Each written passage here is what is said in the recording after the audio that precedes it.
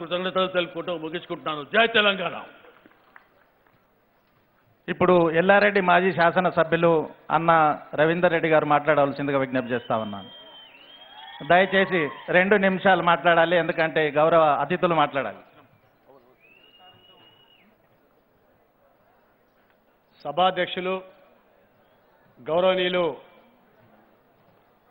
సహచర శాసనసభ్యులు హనుమంత్ షిండే గారు, అదేవిధంగా ముఖ్య అతిథిగా విచ్చేసిన గౌరవనీయులు పెద్దలు పార్టీ వర్కింగ్ ప్రెసిడెంట్ అన్న కల్వకుంట్ల తారక రామారావు గారికి, అదేవిధంగా రాష్ట్ర మంత్రివర్యులు గౌరవనీయులు పెద్దలు వేముల ప్రశాంత్ రెడ్డి గారికి, అదేవిధంగా స్థానిక పార్లమెంట్ సభ్యులు గౌరవనీయులు బిబి పాటిల్ గారికి, అదేవిధంగా మాజీ స్పీకర్ గౌరవనీయులు సురేష్ రెడ్డి గారికి, అదేవిధంగా సహచర శాసనసభ్యులందరికీ పేరు పేరున, శాసన మండలి సభ్యులకు, వేదిక మీద అలంకరించిన మండల పార్టీ అధ్యక్షులకు, రాష్ట్ర కార్యవర్గ సభ్యులకు అందరికీ, మరి జడ్పీటీ సభ్యులకు, ఎంపీపీ సభ్యులకు, ఎంపీపీ అధ్యక్షులకు, ఇంకా వివిధ మండలాల నుంచి వచ్చిన ముఖ్య నాయకులకు,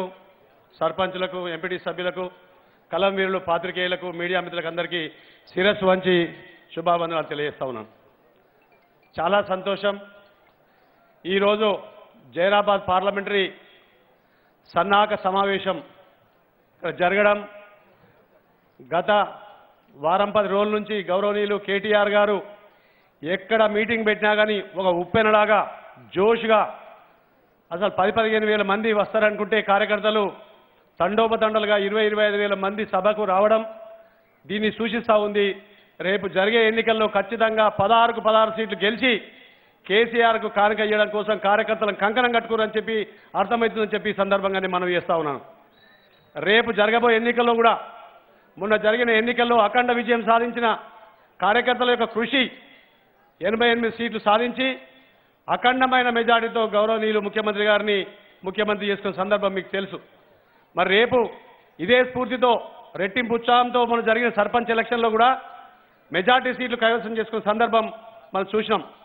మొన్న ఎల్లారెడ్డిలో అనూన్యంగా ఓడిపోయినప్పటికీ కూడా మొన్న జరిగిన సర్పంచ్ ఎలక్షన్లో 76% సర్పంచులు గెలుచుకొని బ్రహ్మాండంగా ముందు వరుసలో మేమున్న సందర్భం మీకు అందరికీ తెలియదు కాదు. ఇదే విధంగా ఈరోజు రేపు జరగబోయే పార్లమెంట్ ఎన్నికల్లో కూడా గౌరవనీయులు కేసీఆర్ సూచించినట్టు పార్లమెంటు సభ్యుని కూడా అఖండమైన మెజార్టీని ఎల్లారెడ్డి నుంచి తీసుకొచ్చి చూపిస్తామని చెప్పి ఈ సందర్భంగా తెలియజేసుకుంటూ ఈ అవకాశం ఇచ్చి మీ అందరితో కలిసే భాగ్యం కలిగినందుకు మరొకసారి కృతజ్ఞతలు తెలియజేస్తూ సెలవు తీసుకుంటున్నాను. జై తెలంగాణ.